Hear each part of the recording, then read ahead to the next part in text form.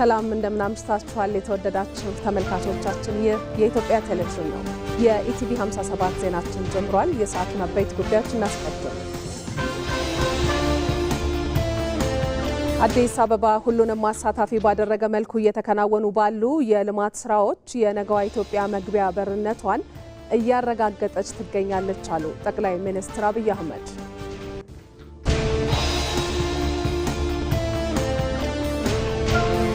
የፌዴራል ቤቶች ኮርፖሬሽን የቤት ችግር የፈተናቸውን ዜጎች ጥያቄ ለመመለስ እሰራለሁ አለ።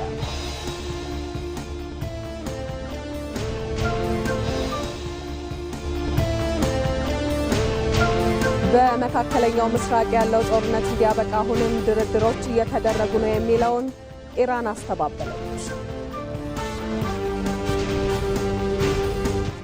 ከኢቲቪ 57 ዜና ጋር ማህሌት ታደለ ነኝ። አብራችሁን ቆዩ ተመልካቾች።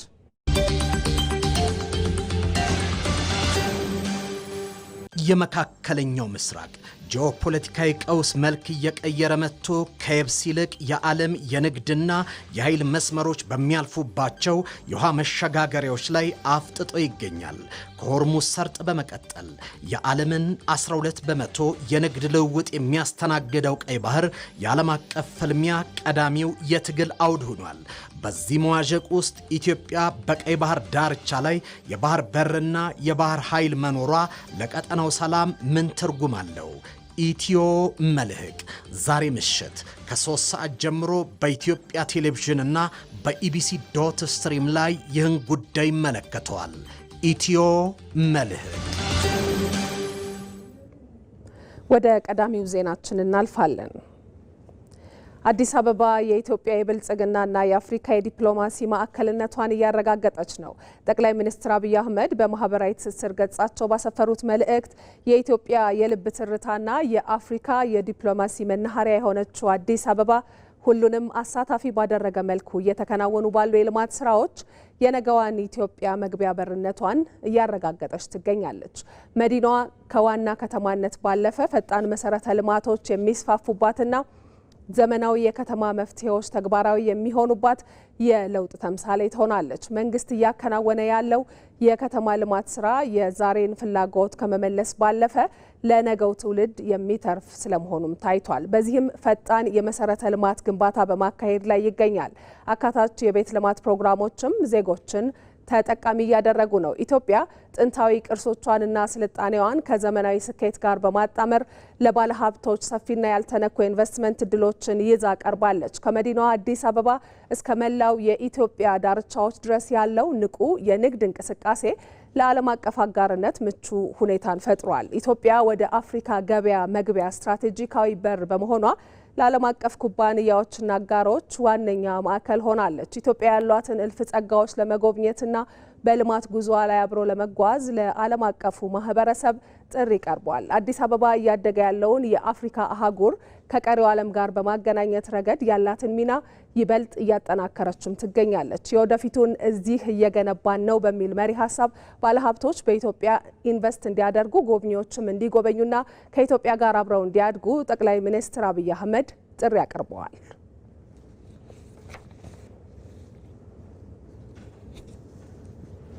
ኢትዮጵያ በማዕድንና በኢንዱስትሪ ውጤቶች በታገዘ የወጪ ንግድ ዘርፍ ጠንካራ የኢኮኖሚ መዋቅር እየገነባች ትገኛለች። በተሟላ የማክሮ ኢኮኖሚ ማሻሻያ የታገዘው ይህ ጉዞ አስደናቂ ውጤቶችን በማስመዝገብ የኢትዮጵያን የውጭ ምንዛሪ ግኝትና የኢኮኖሚ ሉዓላዊነት ወደ ላቀ ደረጃ እያሸጋገረው ነው። አለም ይልፉ በዚህ ጉዳይ ላይ ተከታዩን ዘገባ አሰናድታለች።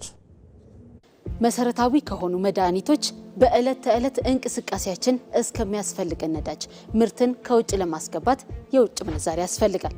የውጭ ምንዛሬ በበቂ መጠን መገኘት ደግሞ በውጭ ንግድ ወይም ኤክስፖርት ላይ ይመሰረታል። የኢትዮጵያ የውጭ ንግድ ለዘመናት በግብርና ምርቶች ላይ የተንጠለጠለና አነስተኛ ገቢ የሚገኝበትም ነበር። የኢኮኖሚ ጥንካሬ በውጭ ንግድ አፈጻጸም ላይ የሚወሰን መሆኑንም በመገንዘብ የመደመር መንግስት ለዘርፉ ትልቅ ትኩረት ሰጥቶ እየሰራ ይገኛል። ኢትዮጵያ በውጭ ንግድ ዘርፍ የምትታወቀው እንደ ቡና፣ የቅባት እህሎችና ጥራጥሬ ባሉ ጥሬ የግብርና ምርቶች ነው። ከዚህ ቀደም የምርቶቹ መጠን አነስተኛ መሆንና የጥራት ማነስ ኢትዮጵያ ከውጭ ንግድ የምታገኘውን ገቢ የተገደበ አድርጎትም ቆይቷል። ከሀገራዊ ለውጡ ወዲህ የውጭ ንግድ ምርቶችን መጠን አይነትና ጥራት በማሳደግ የውጭ ንግድ ገቢን ለማሳደግ የሚያስችሉ ተግባራት እየተከናወኑ ነው። የቡና ወጪ ንግድን እንኳን ብናይ የኢኮኖሚ ዋልታ እየተባለ ሲዘመርለት የቆየው ምርት ከሀገራዊ ለውጡ በፊት የሚያስገኘው ዓመታዊ ገቢ $700 ሚሊዮን ነበር። በ2017 በጀት ዓመት የቡና ወጪ ንግድ ገቢ $2.6 ቢሊዮን ደርሷል። በተያዘው ዓመትም $3 ቢሊዮን ለማግኘት ታቅዷል። የመደመር መንግስት የወጪ ንግዱን በማሳደግ የኢኮኖሚ መዋቅራዊ ሽግግር ማምጣትን እንደ ዋና ግብ ያስቀመጠ ሲሆን የሚላኩ ምርቶችን አይነት የማብዛት ስራም ትኩረት አግኝቷል። በዚህ ረገድ የማዕድን ዘርፍ እንደ ትልቅ አማራጭና የኢኮኖሚ ምሰሶ ሆኖም ብቅ ብሏል። የተሟላ ማክሮ ኢኮኖሚ ማሻሻያው መደረጉም በማዕድን ወጪ ንግድ ላይ መሰረታዊ ለውጥ እያመጣ ሲሆን የውጭ ምንዛሬ ተመን በገበያ የሚወሰንበት አሰራርም የማዕድኑን በተለይም ደግሞ የወርቅ አምራቾችና አቅራቢዎችን የሚያበረታታ ሆኗል። አሁን ላይ ወርቅ ለብሔራዊ ባንክ የሚያቀርቡ ከዓለም አቀፍ ገበያ የተሻለ ዋጋ እያገኙ ነው። ይህም የኮንትሮባንድ ንግድን በመቀነስ ምርቱ ወደ ህጋዊ መስመር እንዲገባ ትልቅ ለውጥ አምጥቷል። ኢትዮጵያ በ2017 በጀት ዓመት ብቻ ከወርቅ ወጪ ንግድ በታሪኳ ከፍተኛ የተባለውን የ$3.5 ቢሊዮን ገቢ አሳክታለች።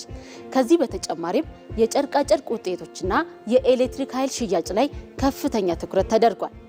እንደ ኤሌክትሮኒክስ ያሉ የኢንዱስትሪ ምርቶችም በኢትዮጵያ የወጪ ንግድ ዝርዝር ውስጥ ያላቸው ድርሻ ከጊዜ ወደ ጊዜ እያደገ ነው። በተሟላ ማክሮ ኢኮኖሚ ማሻሻያው ተግባራዊ የተደረገው የውጭ ምንዛሬ አስተዳደር ማሻሻያ በውጭ ንግድ ላይ ለተሰማሩ አካላት በርካታ ማበረታቻዎችን ይዞ መጥቷል። ላኪዎች ከዚህ ቀደም የሚያገኙትን የውጭ ምንዛሬ የተወሰነ ድርሻ ለብሔራዊ ባንክ እንዲሰጡ የሚያስገድደው አሰራር እንዲቀር መደረጉም በዚህ ረገድ የሚጠቀስ ነው። በተመሳሳይ የማዕድን ወጪ ንግድ ፈቃድ አሰጣጥና የጉምሩክ ሂደቶችን በዲጂታል በማገዝ ቢሮክራሲውን ለመቀነስ ተሰርቷል። በአጠቃላይ የኢትዮጵያ የወጪ ንግድ ዘርፍ ካለበት የታሪክ ተጽዕኖ ተላቆ ወደ አዲስ ምዕራፍ እየተሸጋገረ ይገኛል። የእነዚህ የተጀመሩ ዘመናዊ አሰራሮችና መዋቅራዊ ማሻሻያዎች ተጠናክሮ መቀጠል ደግሞ ኢትዮጵያ በዓለም አቀፍ ገበያ ያላትን ተወዳዳሪነት ከማሳደጉም ባለፈ የኢኮኖሚ ሉዓላዊነቷን በዘላቂነት ለማረጋገጥ ወሳኝ ሚና ይጫወታሉ። ኢትዮጵያ የአየር ንብረት ለውጥ ተጎጂ ስለመሆኗ ከመናገር ባለፈ በተግባር መፍትሄ በመሆን አህጉራዊና ዓለም አቀፋዊ አመራርነቷን እያረጋገጠች ትገኛለች። የኢትዮጵያ ዩኒቨርሲቲዎች የአየር ንብረት ፎረም የመጀመሪያ ጠቅላላ ጉባኤ በአዲስ አበባ ተካሂዷል። አባዲ ወይናይ ዝርዝር አለው።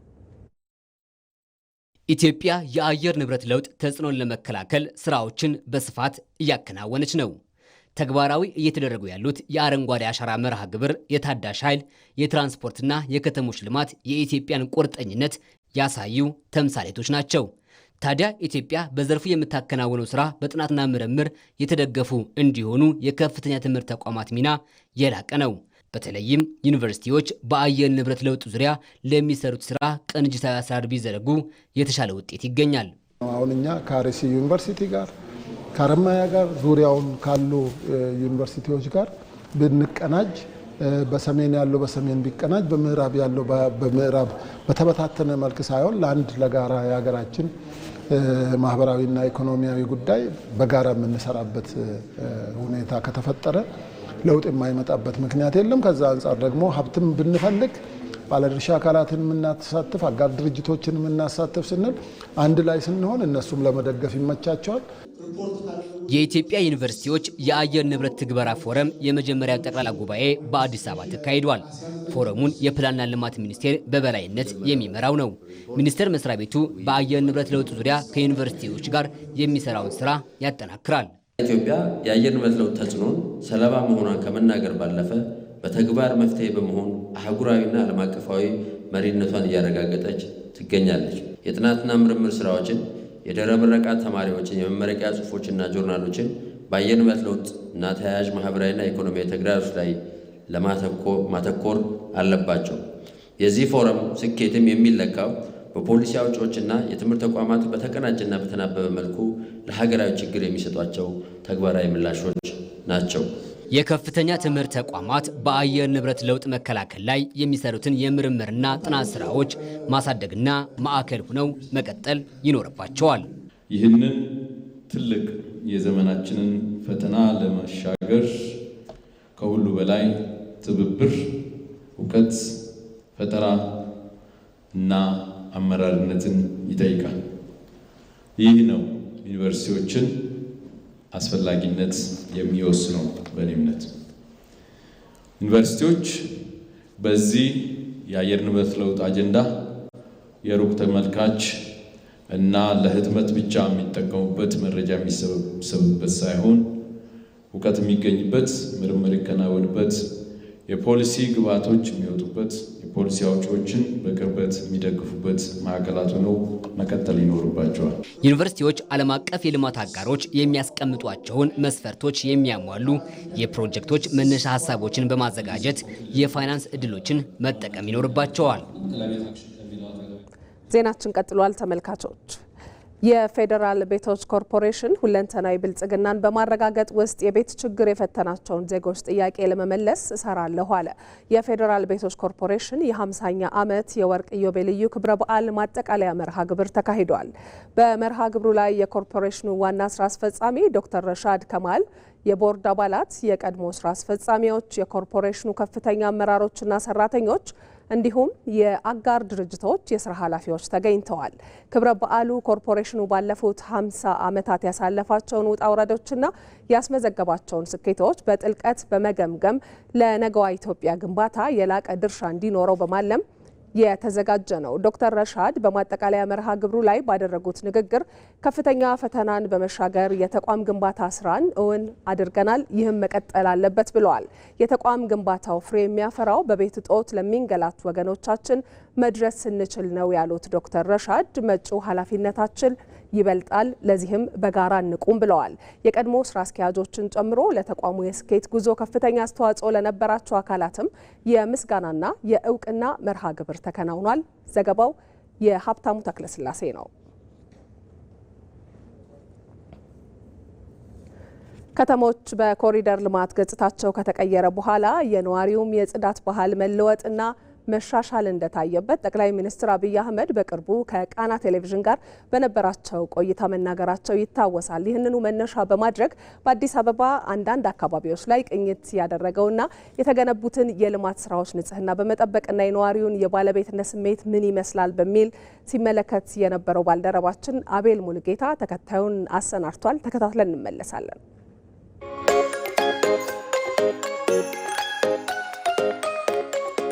መንግስት የጀመረው የከተሞች ልማት ላይ በተለይም በርካታ የሀገራችን ከተሞች ዛሬ ላይ እየተለወጡ እየተዋቡና ሰፋፊ መንገዶችንም ጭምር እየያዙ የሚገኙበት ሁኔታ ላይ ነው ያለው። አዲስ አበባ ነግቶ በመሸ ቁጥር እየተለወጠች ያለች ከተማ ናትና በተለይም አሁን ደግሞ በአዲስ አበባ ከተማ ውስጥ ያሉ የኮሪደር ልማት ስራዎች ላይ የህዝብ አጠቃቀም ምን ይመስላል የሚለውን እንመለከታለን። በተለይ አንዳንድ ቦታዎች ላይ የተንቀሳቀስን ደግሞ ቆሻሻዎችን እየጣለን የሰው ስሜት ምንድን ነው የሚመስለው፣ እስኪ እኛን የሚያስተምር ነገር እናገኝበታለን ወይ ብለን እንሞክራለን። ስሜታችሁን እናጋራችኋለን። አብራችሁ ነው።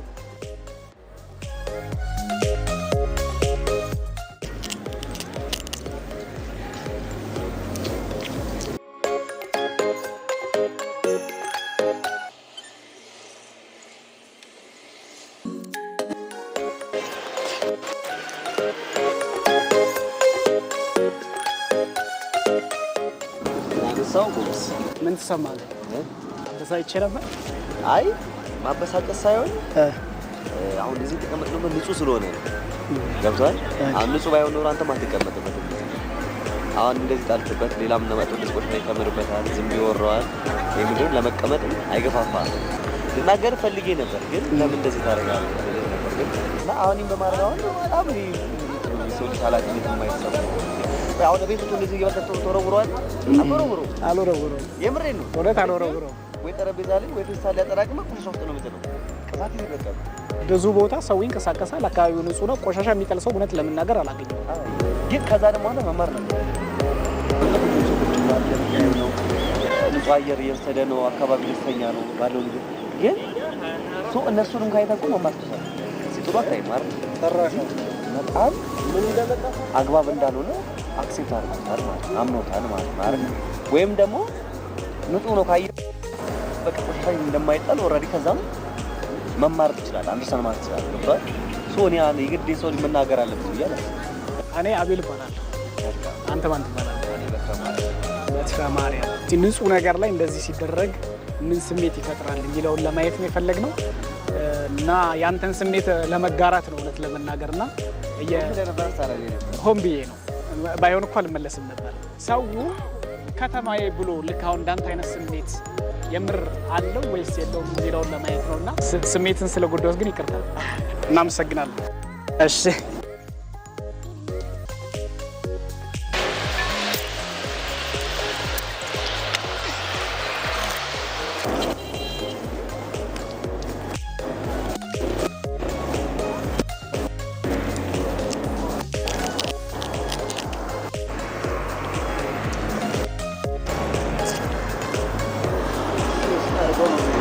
የት አሁን ማስቀመጫቸው ኮሚ ከግራ አጥር ሰው እኮ ነው የሚሄዱ። አለቃቸው እነሱ ነው የሚቀጣው። እዚህ ማን ነው የተመደበው? ተከለኝ አምሳው በጅላንሳ ችግር የለውም። ምን ያነሳዋል? ኪታብ ጋር ወጣቶች ስለሆናችሁ እናንተ አርአያ ሆናችሁ። በድርጊቴ ምን ተሰማሁት? ጥሩ አለመሆኑ ተሰማ። ስቱፓድ ሰዎች ንጹህ ነገር ላይ እንደዚህ ሰዎች ሲያቆሽሹ ምን ይሰማቸዋል እያልን ነበርና አውቀህ ነው ያረከው? አውቄ ነው። ኧረ በጣም ሰው ንጹህ ነገር ተሰርቶ አሁን እዚህ ጋር እያለ ቆሻሻ እዚህ ጋር መጣል መቼም ልክ ሊሆን አይችልም። ግን ሰው በድፍረት እንደዚህ ሊያደርግ ይችላልና ሰውስ ምን ይላል? አዲስ አበባ ንጹህ ሆናለች። አሁን እርሶም ንጹህ ስለሆነ ነው እዚህ የተቀመጡት። እዛች ጋር ብትላ ምኑን ብትበለ ይሻላል? አይ እዚህ ጋር ከመጠለው እሺ ና ቆይሽ እዚህ ጋር መጣሉ አስከፍ ይደብራል። አይ እኔ በሆነ እዚህ ጋር ምን ተሰማ ግን እንደዚህ በማድረግ አስደበርኩ? በጣም እሺ ይቅርታ።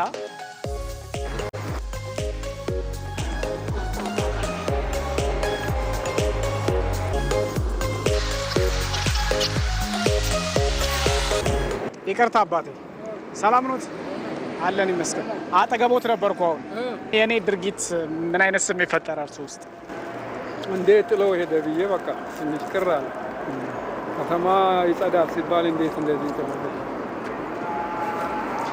ወጣት ሆኖ ደግሞ እንዴት እንደዚህ ያደርጋል ብዬ እንትና ተሰማ። ቺና አልጣልኩ እንትኗን ራሷ ለቀምኳት። ምስሯን የወደቀችውን ወደዛ ጋር አኳት አልጣልኩ። ስለዚህ ምን ይመክሩኛል? አንተ ያው ከጥፋት መዳን ነው። እኔ አልጥልም። ለምን የጸዳውን ከተማ ለምን ያበላሻል? ቤትን እንደሚያጸዳ ይህንንም እንደውም እኔ አሁን ከታች ከጎርጊስ ጀምሬ ነው በእግሬ ነው ወክ እያደረጉ ከፒያሳ እስከ ቀበና ወንዝ ድረስ ማለት ነው። እስከዚህ ድረስ እንደኛ ፖሊስ ጣቢያ። ስለዚህ ለወክ የሚመች ነገር አዲስ አበባ ላይ ተፈጥሯል። በጣም ደስ ይላል። በጣም ባይበላ የሚባል ሌሊት ሙሉ ስዞር ባድር ደስ ይለኝ። እውነት እግዚአብሔር ሙት በጣም ደስ ይላል። ለማንኛውም ስሜቶትን ስላጋሩን በጣም ነው የምናመሰግነው። ሰላም ይዋሉ። እሺ አነሳዋለሁ፣ ለቅመዋለሁ። እኔ ራሴ አነሳለሁ። እኔ ለቅመዋለሁ። እግዚአብሔር አይ እኔ አብሽር፣ እኔ ለቅመዋለሁ። ችግር የለውም። እሺ ያባ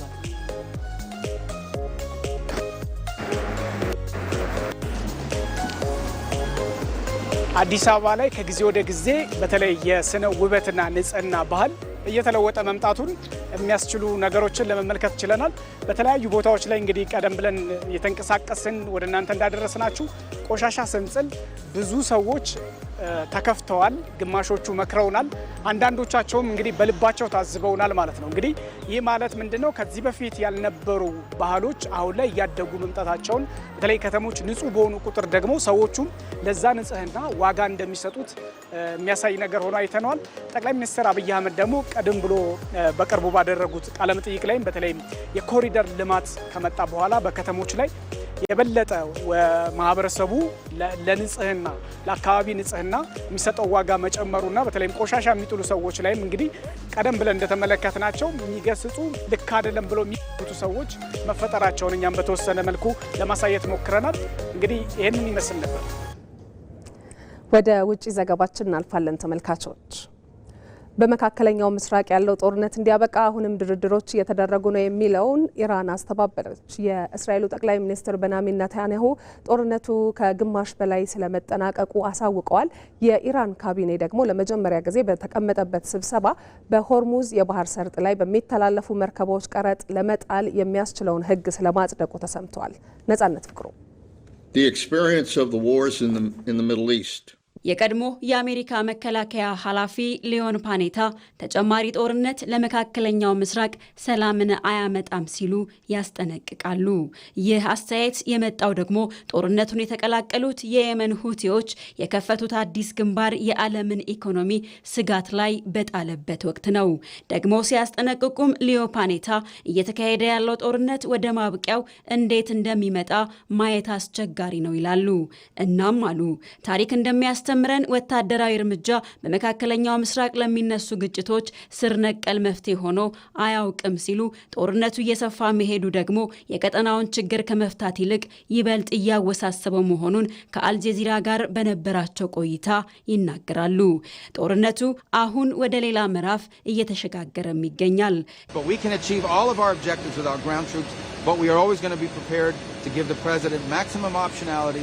የአሜሪካው የውጭ ጉዳይ ሚኒስትር ማርክ ሮቢዮ ለአልጀዚራ በሰጡት መግለጫ ጦርነቱን ለማቆም ፕሬዝዳንት ትራምፕ ሁልጊዜም ዲፕሎማሲን ይመርጣሉ ሲሉ ይሁን እንጂ አሉ የሆርሙዝ ሰርጥ መዘጋት ግን በዚህ መልኩ የሚቀጥል ከሆነ መዘዙ ለቴህራን ከባድ ነው በማለት የሆርሙዝ ሰርጥ መከፈቱ አይቀሬ ስለመሆኑ ተናግረዋል። በሌላ በኩል የእስራኤሉ ጠቅላይ ሚኒስትር ቤንያሚን ኔታንያሁ እየተካሄደ ያለው ጦርነት በዚህ ቀን ያበቃል ባይሉም ከግማሽ በላይ ስለማጠናቀቃቸው አሳውቀዋል። ይህንን መግለጫ ተከትሎ ጠቅላይ ሚኒስትሩ በእስራኤል ወታደራዊ ስኬት ላይ እምነት ቢኖራቸውም የቀረው የግጭት ምዕራፍ ግን አሁንም ፈታኝና ረዥም ሊሆን እንደሚችል አመላካች ስለመሆኑ ያደረጉት ንግግር እንደሆነ እየተገለጸ ይገኛል።